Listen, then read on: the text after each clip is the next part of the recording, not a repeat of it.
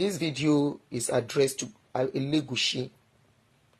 We lost trust in Nigerian police on this case. We lost confidence in them. We lost trust and confidence in Lagos state government, especially with the recent findings that the Punch newspaper brought out, where they said no autopsy, no toxicology was done for Ilerioluwa Promise Aloba, a 23-year-old boy who died in a circumstantial situation, whereby before the father got to where the boy is, where his body was laid in the house, the father said he met his body under the stairs. His father said he was already embalmed when he got to the house where he was laid. In a same climate, in a normal situation, that is enough for investigation, thorough investigation on that case. But the Nigerian police came with different stories, saying he fought with somebody, and during the fight he bled profusely. Somebody bled profusely. Memphis, good morning, my brother. Somebody bled profusely, and for 3 days he bled without going to hospital. And Nigerian police was telling us that was what led to his spy. Not only that, Nigerian police told us that the nurse was called in. The people that called the nurse to come and treat the guy in the house are walking around freely. They are walking around freely. Good morning, Bombay person. Good morning, Remusele. I'm greeting every one of you, please. Mi fẹ́ wá distracted, mo kí gbogbo yín bẹ́ ṣe ń wọlé, mo kí yín ẹ káàbọ̀, mo kí yín tọ̀yàyà, mo kí yín tọ̀yẹ̀tọ̀yẹ̀, but inú mi ò dùn sí news tí mo rí láàárọ̀ yìí. Mo kí gbogbo yín ẹ káàbọ̀, ẹ ṣé gan, thanks for joining me. Ẹ jọ̀ọ́ ẹ bá mi share video yìí. I want this video to get to Elegushi. I don't know why we are just 94. Maybe they are reporting the video already. I don't know. So like I was saying, the boy was met in a very controversial circumstances that calls for investigation and arrest of everyone present at the scene where this thing happened. But Nigerian government never did that. What they did was to just pick people that were not involved in the case, that were not even around 72 hours to the situation, to the incident. Naira Marley was mentioned. Naira Marley was not around. Sam Larry was mentioned. Sam Larry was not around. But this is where we are going. Sam Larry was not around when the incident happened. But there are so many reasons why Sam Larry was pointed at in this case. For those who may have forgotten, Sam Larry came out immediately this guy died and said, once it basing, all station closed, all stations settled, no case. In a video that has been deleted online. Also, the way the boy's spy was announced calls for questioning. The way the father has told the story of how he went from one police station to the other to get police reports, and he couldn't get it so that the boy can be kept in the mortuary. So the man had no choice than to give them instruction to go and bury him. In the process, while they were waiting, a popular musician, immediately the incident happened, sent 2 million. That is curious. That calls for questioning too. Why will somebody send 2 million immediately, a young boy, pie, to do what? Were they expecting him to go? Did they ask the father what is the plan for the burial? Did they ask the father if they've confirmed if he was truly pie? Why would they send 2 million? Was the 2 million sent so that it can hurriedly cover up some things? Me, I am just asking questions. So in the process, there was call for investigation into the boy's demise, the way everything came into the public, into the social media, public social media, public whatever. And the boy was exhumed after, I think, about a week. And questions began to fly here and there. Some videos were sent out, were brought out in the process. Along the line, Elegushi, I am talking to you. Tó bá jẹ́ pé o mọ story yìí. Tó bá jẹ́ pé o mọ story yìí ló ṣe petition. Tó bá gbé àwọn tó allege ẹ of pé oníwọ̀ ló bí ọmọ, you have a right to do that. And I think for you to clear yourself too, you have a right to say, this noise is too much. To clear my name, I want to do DNA. You are supposed to put your mouth out there. That why are they alleging you? You do DNA, and if they find you are not the father, gbogbo ẹni tó bá pè ní bàbá ọmọ yẹn, take them to court and sue them for big liability àbí kí ni wọ́n ṣe máa ń pè. Sue them. Next time wọn ò ní sọrú ẹ̀ tó bá jẹ́ yẹn ni, you are supported for that. You have no moral justification. You have no rights to petition Baba Mohbad, and I will tell you why. Elegushi, ẹ bá mi send the video ìkódì ọ̀lọ́dẹ Elegushi. I don't know why the video is kind of standstill. Elegushi, àwọn tán lé òbí mọ pé ìwọ ló lọ́mọ tó bá fẹ́ petition wọn for that. Tó fẹ́ gbé wọn lọ sí court, ẹ jẹ́ kí n reshare lọ́dọ̀ mi. Ẹ bá mi reshare. Something is happening. The video is not going. Please kindly help me to reshare it again. Video ìgbọ́dọ̀ dọ́dọ̀ Elegushi. 4 share péré lórí kí ló dé? And we are 156. Ṣé ká stop? Hello àbúrò, máa ń pè mọ́ lórí live show. Oh, okay. Ẹ bá mi reshare please. Ẹ bá mi reshare. Kò kàn wá lẹ́yìn, ó lè kàn ẹni tá mọ̀ lọ́la. Búburú ò ní kángun sí kankan nínú wa. Please. Ó dà pọ́n flag ni. That's why the reshare is necessary. Èèyàn mẹ́rin pé lóró share. So if you reshare it, it will help. Kindly reshare please. Wọ́n lè máa flag ó possible. Because ó yẹ ká ti jù báyìí lọ. Ẹ ṣáà bá mi reshare ṣá anyway.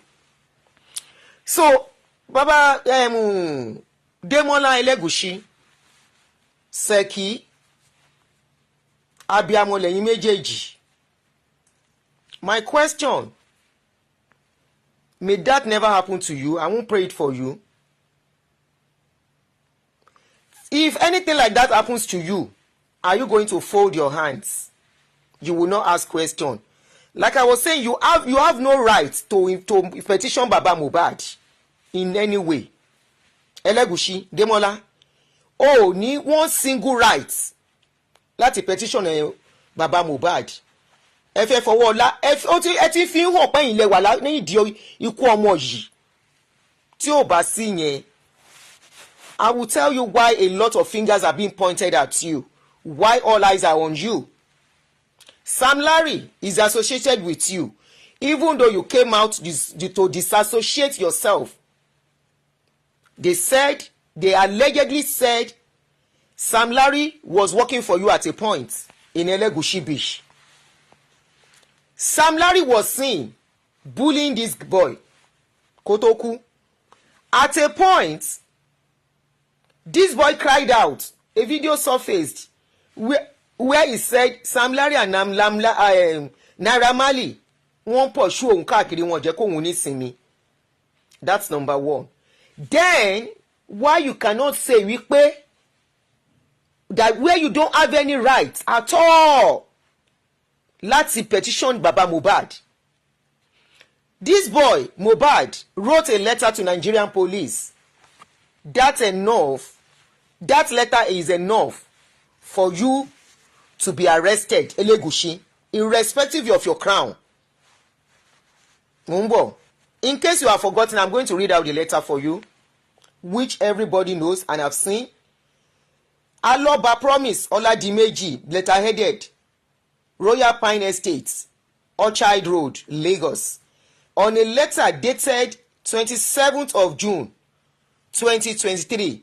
That is just less than a year ago. This boy petitioned the Assistant Inspector General of Police, the Nigerian Police Force, Force CID, FCID, Department Annex, Alagbon Close, Ikoyi, and he said, "Sir, petition of threats to life, malicious damage of properties, value the sum of 5 million naira, assault, occasioning harm, oppression, and conduct likely to cause breach of peace against Sam Larry, Elegushi, Elele, Obele, and others." And in that letter he went on, he said, "I, of the above name address, a law-abiding citizen and a musician, bring it to your notice the assault and threats to my life by the above mentioned people. On 25th June 2023, so that was 2 days after he went through something from these people. 25th of June 2023, while having a video shoot with another artist named Zlatan Ibile, the above mentioned persons, numbering about 15, led by Sam Larry Elegushi, invaded the premises with dangerous arms such as gun, cutlasses, etc., where I was shooting video, and scattered the whole process of the shooting, damaged the equipment I was using for the shooting, valued about 5 million naira, and started threatening my life, which in the process they became violent and assaulted me, which I sustained injuries but narrowly escaped. Attached to this petition is these said pictures. Total amount I paid for the shooting they destroyed is 8 million naira, which is non-refundable. However, during the assault, they were boasting that they work for Oba Elegushi. Hello? They were boasting during the assault that they work for Oba Elegushi, and they have been asked to deal with me for reasons known to them, which till date they are still threatening to buy me. That is KILL me if seen. Sir, I call on your good office to save my life from the above mentioned people. And the boy signed Aloba Promise Oladimeji with a stamp that it was received. The office of the Assistant Inspector General of Police received the letter on the same day, 27th of June 2023.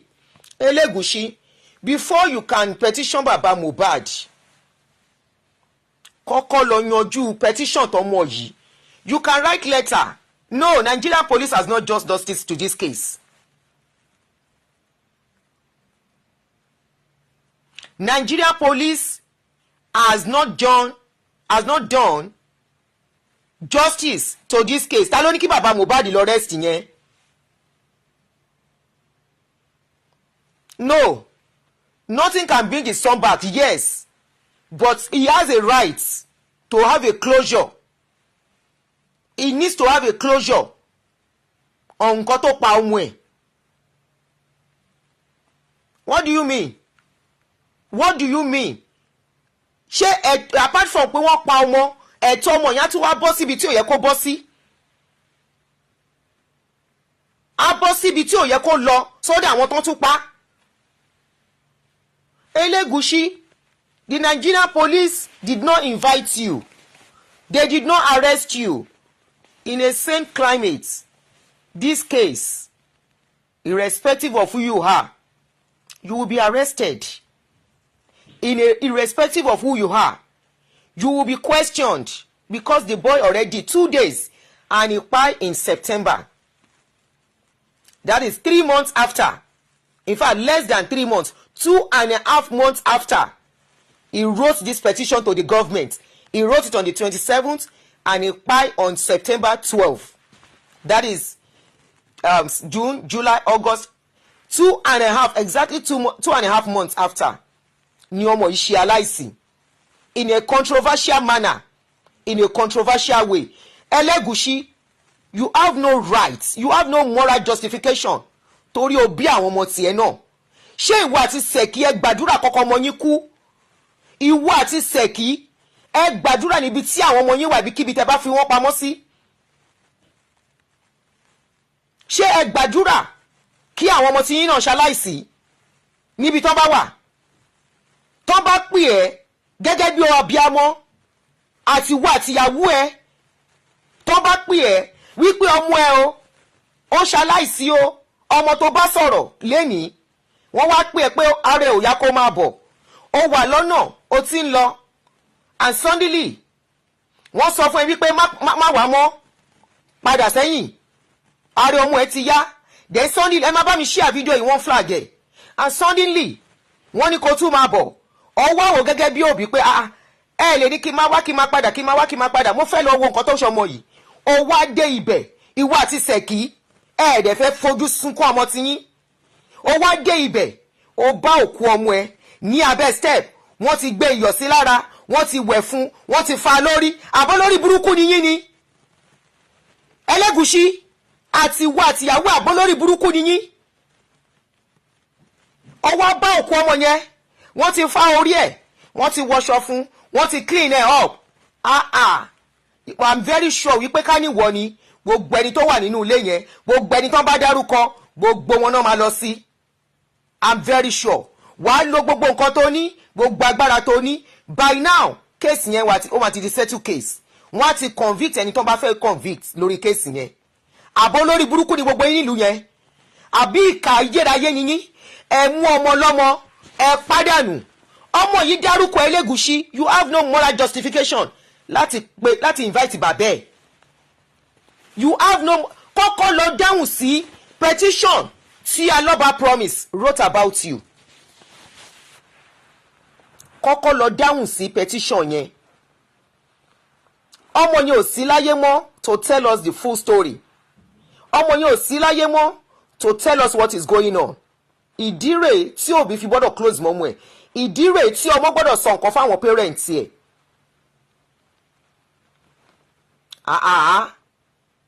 Kí ni ìtumọ̀ yẹn? Petition tán kọ, ọ̀rọ̀ wá ṣẹlẹ̀ tán, ọmọ ṣaláìsí tán, ó wá ń disown Sam Larry. You are disowning Sam Larry. No, before you disown Sam Larry, either you disown Sam Larry or you don't disown Sam Larry. Go and clear the latter part of that statement. The latter part that says, however, during the assault, they were boasting that they work for Oba Elegushi and that they have been asked to deal with me for reasons best known to them, which till date they are still threatening to pay me. That is a huge one. Olórí burúkú ni Nigerian police àti mú àwọn yẹn before now. You did not respond to all this allegation. When this letter came out, what did Nigerian police do? Give us evidence that you went to Nigerian police. Give us evidence that you were invited. Give us evidence that you went to see them. Then we can say yes, for real, for real. You cleared yourself. Oh, clear rẹ̀ lọ́dọ̀ ọlọ́pàá. That boy wrote a petition. Ó ti tú àṣírí sílẹ̀ kó tó lọ. Kí ló mean by that, Elegushi? Why are you petitioning Baba Mohbad? Now, ẹlẹ́fọ́ ó ní ho, ó ní ẹ̀fọ́ kíní kan náà ń wò. Ṣé Baba Mohbad never mentioned your name? I saw his interview. Baba Mohbad said, ọba kan wà ní charge ọ̀rọ̀ ọmọ òun. Ṣó dárúkọ ẹni? Why are you petitioning him? If Baba Mohbad has a good lawyer, you cannot win him because kò dárúkọ ẹ. There is freedom of speech. Baba Mohbad said, àlè ló pa ọmọ òun. Oh yes, he has a right to say that. Ṣé tí obìnrin bá ń yàlè tẹ́lẹ̀ tí ò bá pọkọ apárẹ̀ ọkọ pàlè yẹn? He is the father of the son. Òun ló lè shed the light fún wa náà ṣe ń bèrè question lọ́wọ́ ẹ̀. He is the only one that can tell us what is going on. You want us to ask the woman tó wà nínú ilé ẹ̀ tí ò lè sọ nǹkan tó ṣẹlẹ̀ sí? Ṣé òun ni ká lọ bèrè lọ́wọ́ ẹ̀ pé kí ló ṣẹlẹ̀ sọ́mú ẹ̀? Ẹni tó wà nínú ilé pẹ̀lú ọkọ ẹ̀ tó ń give us ní different scenarios or stories tí oríṣiríṣi stories ti jáde látọ̀dọ̀ ẹ̀, àbọ̀ lórí burúkú yín ní ìlú yẹn ni. àbó lórí burúkú ni gbogbo yín.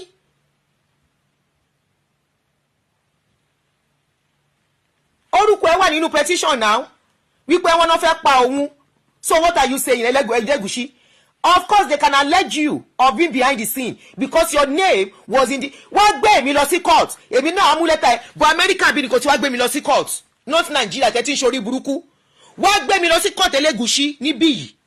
Màá gbé lẹ́tà yẹn dání. Màá gbé lẹ́tà yẹn màá gbé dání. Lẹ́tà tọmọ yẹn kọ. Nigeria jẹ́lu tó jẹ́ ni. Àwọn ọlọ́pàá Nigeria, we know they are working for the powerful and the connected. You want to shut Baba Mohbad up. He's asking for, if you want that man to shut up, sọ fún Wùmí kó hands up gbogbo nǹkan tí ọmọ yẹn filẹ̀ fún bàbá ẹ̀. Tó bá jẹ́ yẹn ni, ẹ fẹ́ kó dákẹ́. Kò ní mọ kú tó pa ọmọ ẹ̀. Kò ní mọ bí tí kú ọmọ ẹ̀ ti wá. He has every right to ask and to know. Kí ló dé tí yẹ pé ìyàwó tó wà nínú ilé was selling different stories to the public? Why was she selling different stories? She's the one to tell us everything tó ṣẹlẹ̀ sọ́kọ ẹ̀. She told us ear infection at a point ọjà at a point wọ́n fògùn gba at a point Sam Larry ni at a point Lamulari ni at a point kìíní kan ni. How many stories lórí èèyàn kan? Nǹkan báyìí ló ṣọkọ mi, nǹkan báyìí ló ṣọkọ mi nínú ilé. Irú nǹkan bẹ́ẹ̀ yẹn 48 hours to gbogbo pọ̀ kì í gbàgbé nǹkan tó ṣẹlẹ̀ 48 hours to tó bá gbàgbé gbogbo nǹkan tó lead sí kú ọkọ wọn kì í gbàgbé ẹ̀. Ó máa stay in their memory forever ni. Ìgbà báyìí oúnjẹ báyìí ìrìn báyìí ọ̀rọ̀ báyìí ló sọ kíní kan báyìí gbogbo nǹkan tó scenario yẹn máa play bí movie lọ́pọ̀lọ́ yàn. Wọ́n wá béèrè lọ́wọ́ ìyàwó kí ló pọkú ẹ. Ó bẹ̀rẹ̀ sí sọ different type of stories ń lọ bí 5 sí 6. Òun ló yẹ kó share the light. Ìgbà tí ó share the light letter bọ́ta. Was this letter from Lagos State was this letter kọ́kọ́ confirm kí Nigeria police kọ́kọ́ confirm wá pé letter yẹn ò ṣe ta àwọn kò wá sọ́dọ̀ àwọn. Kí Nigeria police state CID ní níbo Ìkòyí let them tell us pé that stamp on that letter is not from them. There was a stamp. That stamp on that letter shows that it was accepted. It is official. Ẹ má fi nù wá mọ́ jẹ́. We are not illiterate. That letter was official. It was received in the office it was supposed to be received. Kí ló ṣe sí? What did they do about that letter? Give us evidence that you were invited. Give us evidence that you went to them. And let them play us what you spoke to them. The questions they ask you. Elegushi.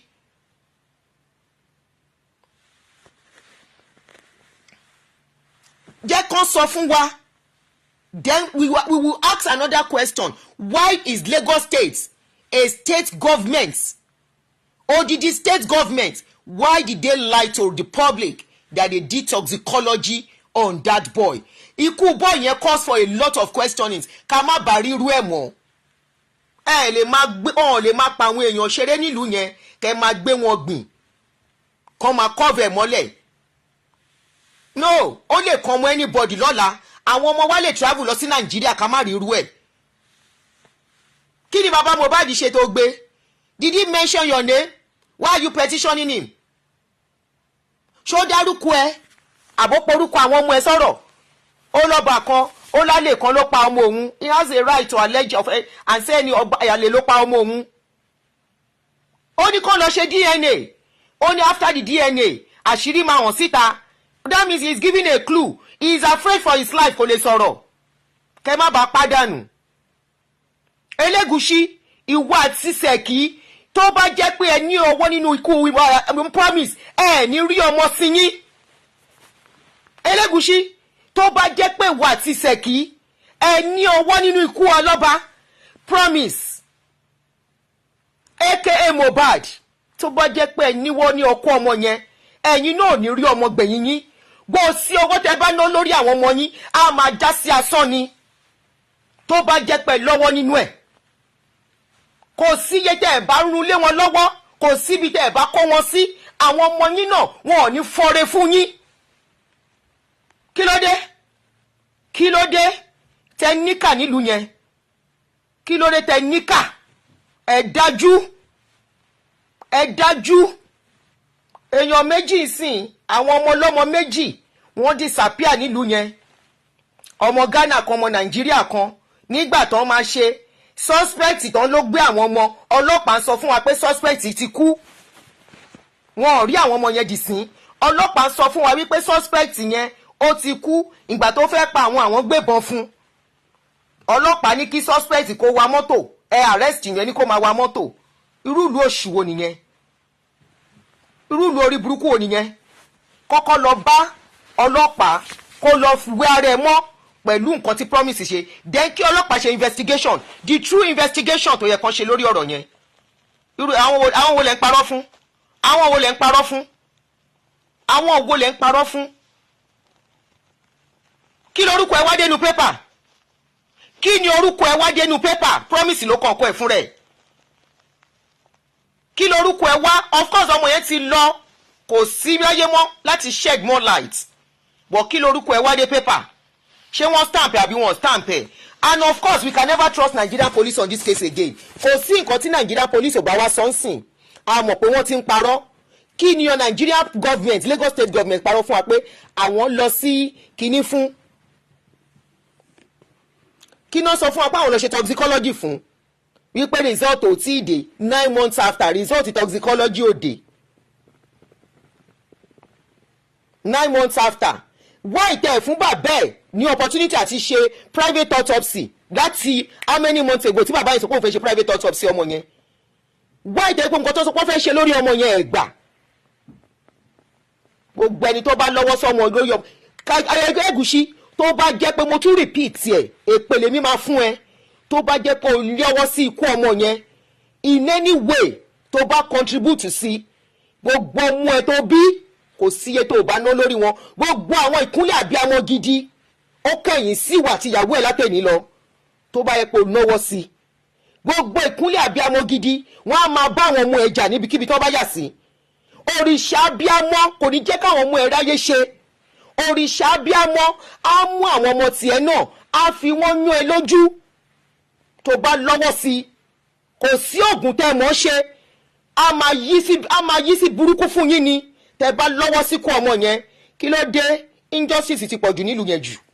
Òrìṣà àbíamọ á jẹ́ káwọn ọmọ ẹ máa dójú tì ẹ́. Ẹ̀yin ìka elédè yìí, why are you petitioning baba Mohbad? Leave that man alone. Ó ń sunkún ọmọ ẹ̀. Gbogbo packaging tẹ́ ẹ̀ rí yẹn àwọn èèyàn náà ní kó máa ṣe. Packaging tẹ́ rí tó ń wọṣọ fún àwọn èèyàn náà ní kó máa ṣe kó lè ṣe present sí public. Àwọn èèyàn náà ń raṣọ fún, àwọn èèyàn náà fún lọ́wọ́ wípé oúnjẹ tó yẹ kó jẹ ńgbà tó ọmọ ẹ̀ ń ṣiṣẹ́ tí ò jẹ́ kó jẹ. Àánú ló ń ṣe àwọn èèyàn pé ṣé àwọn bàbá ó ní kí bàbá máa jẹ̀yà láyé ni? Ṣé wọ́n ní kí bàbá má ṣoríire ni? Ọmọ kúta ìkú, ìyá tí ò tọ́ ọmọ làwọn èèyàn ló ń gbówó fún. Ọmọ kúta ìkú, ìyá tí ọmọ kọrin fún wípé 10 years I no see mommy làwọn èèyàn ló ń gbọ́mọlé lọ́wọ́. Ìyá tí ò sí ń bẹ̀ làwọn èèyàn ló ń ṣe sàndákà fún. Bàbá tó tọ́mọ tó dúró tọ́mọ tó ti torí ọmọ tí ò ríyàwó jókòó sínú ilé ẹ̀ tí wọ́n ń bàjà all the time torí ọmọ. Bàbá yẹn ló wá di ẹni ẹ̀kọ́, bàbá yẹn ló di ẹni ègbé, bàbá yẹn ló di ẹni tí gbogbo ayé fẹ́ máa ṣépè fún. Kí ló dé? Kí lọkùnrin rà lọ́wọ́ yín? Ẹ̀yin náà dé bímọ ọkùnrin. Kí ló dé tí bàbá yẹn ò fi deserve àánú? Àwọn èèyàn wá ń raṣọ fún, wọ́n fọgbáṣọ sí lọ́rùn pé kó nínú ẹ̀ lè máa dùn, kó má pokùnso, kó má ronú kú. Ṣé condition gbàtà kọ́kọ́ rí yẹn lẹ fẹ́ máa rí títí ni lẹ ṣe rò wípé bàbá yẹn kò jà fọ́mú ẹ̀? Báwo ló ṣe tún fẹ́ jà fọ́mú ẹ̀? Tí ìyá yẹn ká ní ìyá yẹn ló ń sunkún bí bàbá yìí ṣe ń sunkún látọjọ́ yìí, ká ní ìyá yẹn náà kó aṣọ sí lọ́rùn ẹ̀ ní sọ̀rọ̀ tó lójóbìnrin.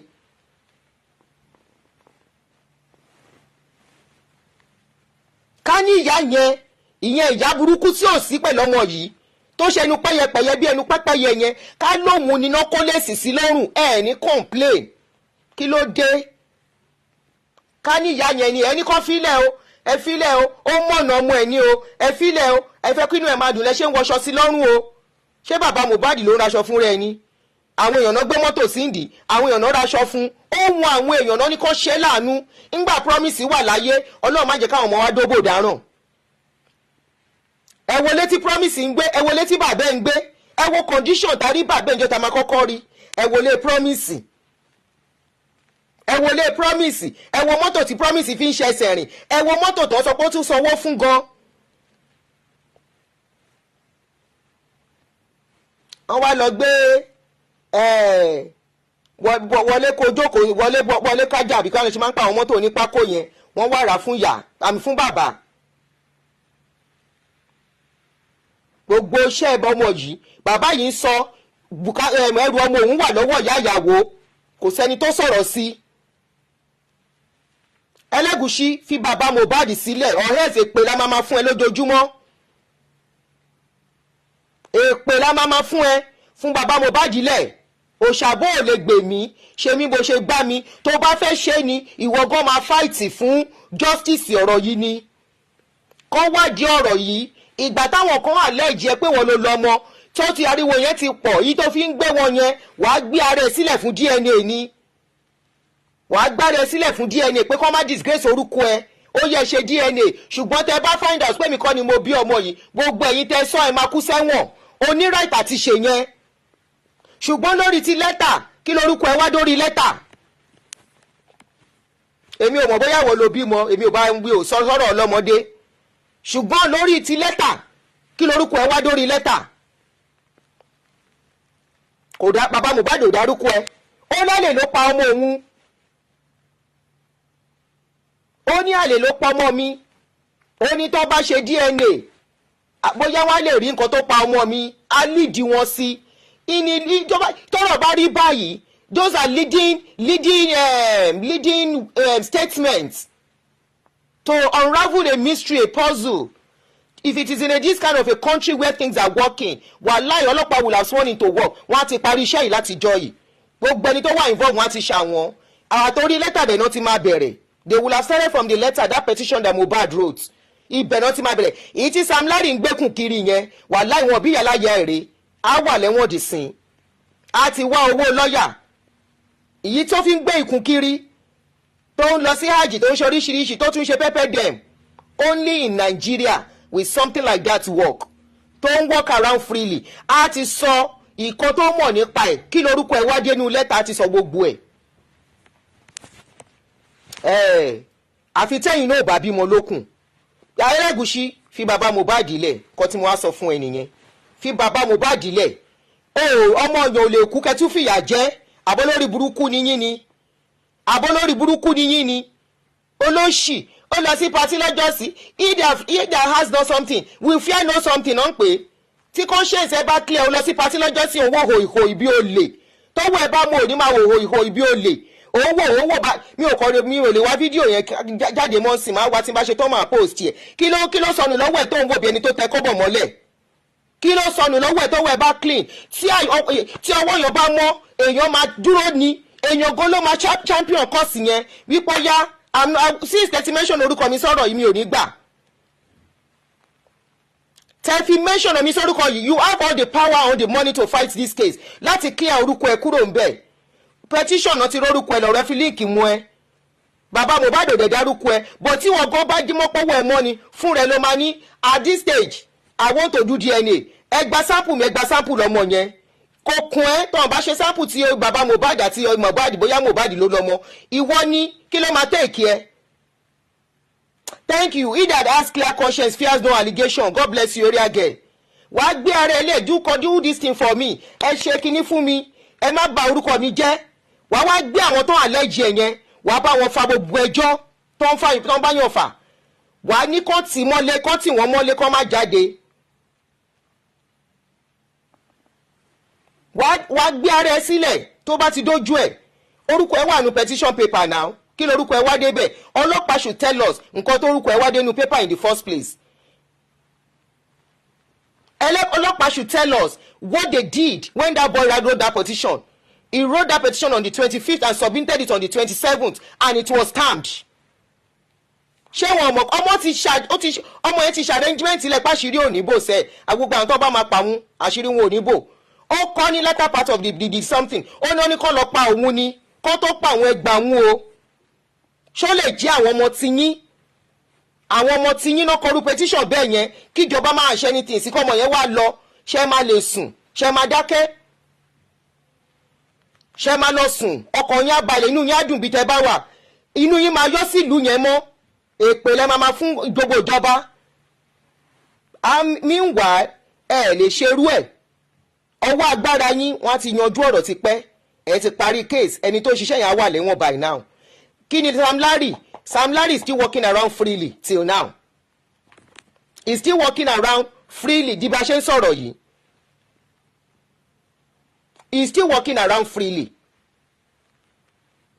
if your hands are clean bó ṣe ń pariwo orúkọ ẹ tó yẹn ìwọ náà àǹfà kò lè cost ẹ lówó kankan lọ́ọ̀yà kan ló máa gbà tó máa ṣiṣẹ́ ẹ̀ náà wàá gbé ara ẹ lẹ̀ at this stage I want the ìwọ kan ló máa sọ fún government pé DNA tiẹ̀ tó ń pariwo pé wọ́n ló lọ́mọ ó fẹ́ kọ́ ṣe torí wọ́n kọ́ ló lọ́mọ it won't cost you anything how much is DNA wàá ní kọ́ ṣe ìwọ kan ló máa ràn bàbá Mohbad lọ́wọ́ tó bá wá ṣe gbogbo yẹn o lè gbé bàbá Mohbad láti clear rẹ̀ tó bá ṣe yẹn tó clear pé wọ́n kọ́ ló lọ́mọ tó ń pariwo pé wọ́n ló lọ́mọ kó lọ ṣe tó bá wá ṣe tó clear pé wọ́n kọ́ ló lọ́mọ everybody kó gbé gbogbo wọn kó lọ jù wọ́n sẹ́wọ̀n ó tọ́ sí ẹ tó bá ṣe ṣùgbọ́n gbogbo eléyìí tó fẹ́ ṣe yìí o lè silent bàbá yẹn tó bá silent àdúrà àjẹ́ àníjẹ́ ògbádùn àti wà ti sẹ̀ké pé la máa fún yín adẹ̀ máa béèrè question la máa fi lead ṣe pé ṣé wọn ó lọ́wọ́ sí kú ọmọ òun fẹ́ fi parí ẹ̀ ń sin máa stop tó o bá ti lọ́wọ́ sí wàá jẹun ọmọ wàá jèrè àwọn ọmọ tó bí àti wà ti sẹ̀kí torí àbíamọ ni sẹ̀kí náà obìnrin ni ó gbé oyún fóṣù 9 bí Mohbad ò bá tiẹ̀ mọ̀kàn tó ń pè láti tí ò bá tiẹ̀ ń ṣàbíamọ tí ò mọ̀kàn tó ń pè ní kéèyàn gbóyún kéèyàn bímọ ṣèbí sẹ́kìrì àgàgà máwọn ọmọ ẹ̀ ó daṣọ bò wọ́n ó fọ̀já pọ̀n wọ́n àbí kò fọ̀já pọ̀n wọ́n ó ṣòpá bíamọ ni kò dẹ̀ fẹ́ fojú sunkún kankan nú wọn kí ló dé tí ò lè tì ẹ́ baálé mi at this stage ẹ jọ̀ọ́ ẹ má bọ̀jọ́ làwọn ọmọ mi jẹ́ ẹ má jẹ́ káwọn ọmọ mi ṣe nǹkan tó ọmọ ń pẹ̀ kán wá jẹ̀yẹ ṣẹ́yìn lẹ lọ́mọ tí ò bá ń ṣẹ̀yìn ẹ lọ ṣe DNA tó bá wá jẹ́yìn là wá lè sọ nǹkan tó máa ṣẹlẹ̀ kí ló ń gbé bàbá Mohbad fún kí ló gbé fún kí ló gbé fún kí ló petition ẹ̀ fún àwọn òní àní sọ pé mi ò sọ pé wọ́n ló lọ́mọ mi ì sọ pé wọ́n kọ́ ló lọ́mọ mi ì sọ pé wọ́n ló pa Mohbad mi ì ní wọ́n kọ́ ló pa mo ní kí lórúkọ ẹ wá dénú pépà kí ló gbé bàbá Mohbad fún ṣé bàbá Mohbad dárúkọ àbí wọ́n làlè tó dárúkọ ní ẹlẹ́fọ̀ọ́ ó ní wọ́n ní ẹ̀fọ́ yín ṣe bá ṣe kinní kan bẹ́ẹ̀ yẹn ó ní ẹ̀fọ́ kinní kan ni ẹ má bínú Yorùbá mi ò lè lọ títí mo máa ń gbàgbé àwọn òwe yẹn kí ló ṣe jẹ́ ó dárúkọ ẹni tó petition tó yìí fún wọn ó ti dá wọn lóhùn tán tẹ̀sáré fò gìrìgìrì bọ́ta lọ́jọ́ sí I'm distancing myself from Sam Larry ọ̀rọ̀ distancing myself from Sam Larry kọ̀ lọ dá petition gba station lọ kó lọ ṣàlàyé tí Nigerian police bá rẹ́dí àti ṣiṣẹ́ kí ló ń petition bàbá yẹn fún kí ni bàbá yẹn ṣe fún ẹ èèyàn wà nínú pé ẹ rántí àtúbọ̀tán o ẹ máa rántí àtúbọ̀tán ẹ má jẹ ayé àwọn ọmọ yín máyé o tẹ bá nífẹ̀ẹ́ àwọn ọmọ yín ẹ má jẹ ayé àwọn ọmọ yín máyé ẹ ṣe èní yín dáadáa kí ayé káwọn ọmọ yín lè gbé ọkàn lè rí ayé gbé lọ́la kí àwọn ọmọ yín lè rí ayé gbé ní ọjọ́ ọ̀la kó má jẹ́ ìyà nǹkan tẹ́ ṣe àwọn ọmọ tẹ́ bí náà má jẹ̀yẹ́ bẹ́yìn bá bọ́ torí ẹni connection ẹ rántí wípé ẹ̀yin lẹ lè ní ẹ̀yin kọ́ lẹ́ni ọ̀la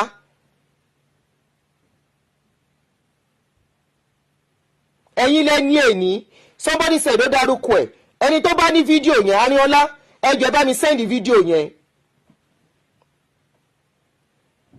ẹ̀yin lẹ lè ní but ẹ̀yin kọ́ lẹ́ni ọ̀la tọwọ́ ẹ̀ bá mọ́ tó clear gbé ara ẹ̀ sílẹ̀ clear kúrò lónú ọ̀rọ̀ yẹn kò rìdí mi méje padà èèyàn mélòó ló fẹ́ fọlọ́pàá gbé èèyàn mélòó ló fẹ́ silence èèyàn mélòó ló fẹ́ arrest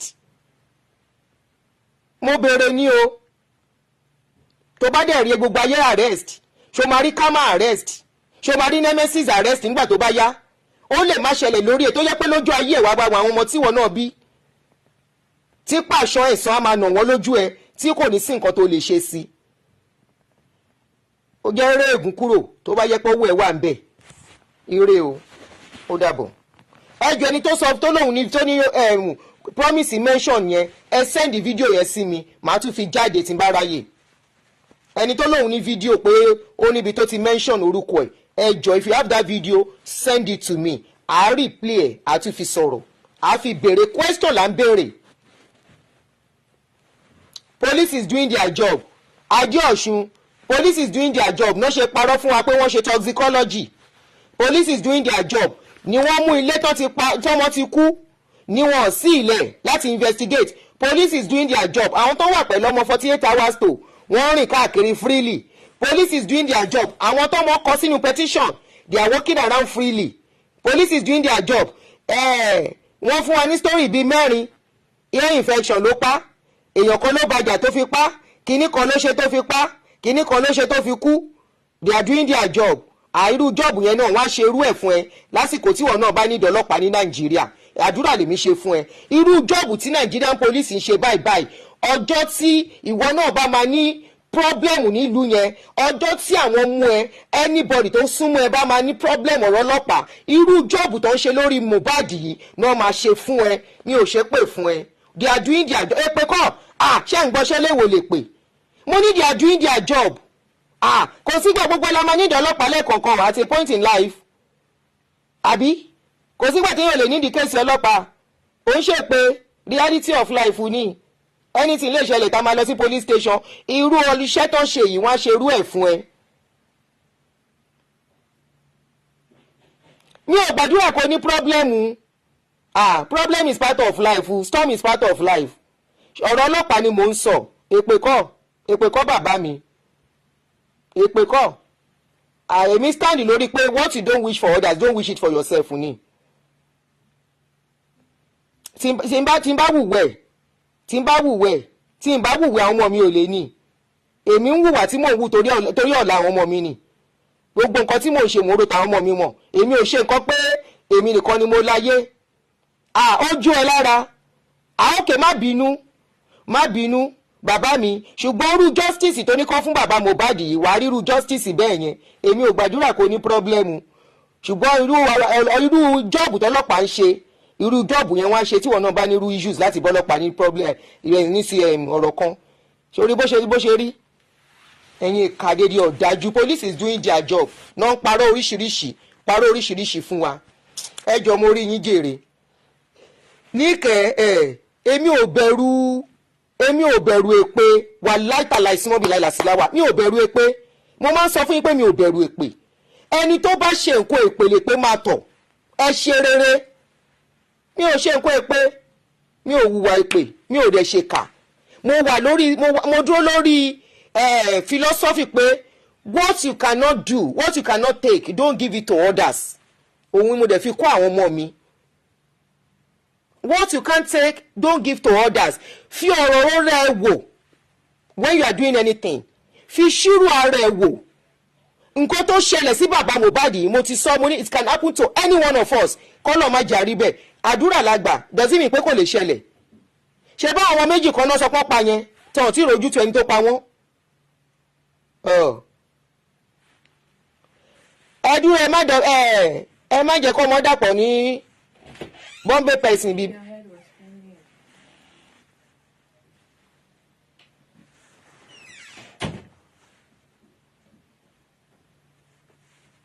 Ní kẹ́dòwú ẹ má confuse ọ̀tọ̀ lẹ́ni tẹ́ fẹ́ dárúkọ o Bombay person kọ́ o Àjẹ́ Ọ̀ṣun Wàyídì lórúkọ ẹni yẹn o Àjẹ́ Ọ̀ṣun lórúkọ ẹ̀ kì í ṣe Bombay person o ẹ bá ń fi Bombay person mi ń kọ́.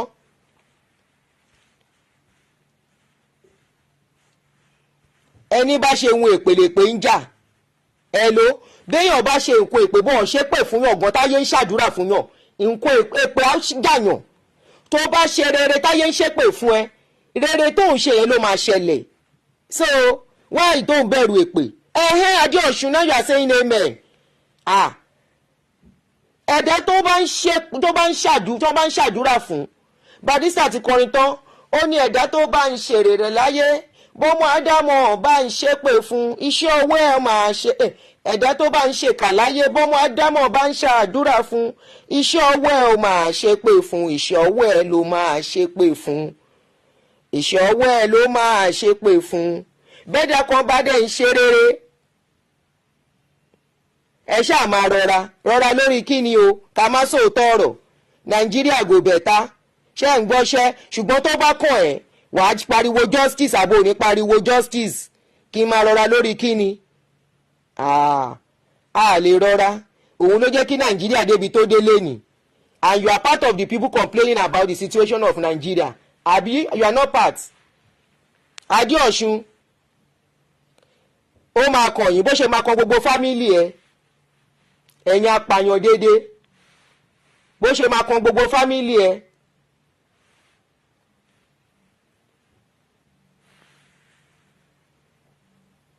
bó ṣe máa kan fowó fámìlì gbogbo ibi tó bá wà lórí ọ̀rọ̀ yìí tó o ṣe òótọ́ wàá kàgbákò.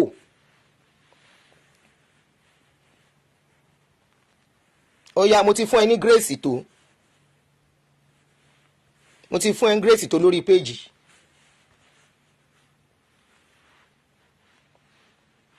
mo ti fún ẹ ní grace tó dàbọ̀ olórí burúkú ọmọ àwọn olòṣì àwọn ajá àwọn tó ń rán kiri ni justice for Mohbad la béèrè justice for Mohbad kò sí bí wọ́n ṣe ń wá justice nílùú tá a wà yìí gbogbo ajá ológbò gbogbo wọn náà máa investigate tó máa screen tó bá ti di pé wọ́n pààyàn àwọn ń wọ ọrìn freely wọ́n tún lọ ń gbẹ́ni tó mú ẹ kú. wọ́n mo ti block ẹ mọ́ Bọ́láńlé mo ti block ẹ máa yí farabalẹ̀ lọ tún block because ó lè lọ share another page kó tún fi wá sí page mi so I will still block him. ìkọsílẹ̀ tó bá ṣe rere ẹ̀rù òye kó bẹ́ẹ̀ náà ẹ̀rù òye kó bàyàn ẹ wo bí ọ̀rọ̀ yẹn ṣe lọ sìn ẹ wo bó ṣe ń lọ ọmọ yẹn dẹ̀ pariwo kó tó lọ ẹ ṣe everybody ẹ má gbàgbé láti bá mi share. Elegushi fi bàbá Mohbad sílẹ̀ ẹ fi bàbá Mohbad sílẹ̀ kẹ́ kó ṣì lọ.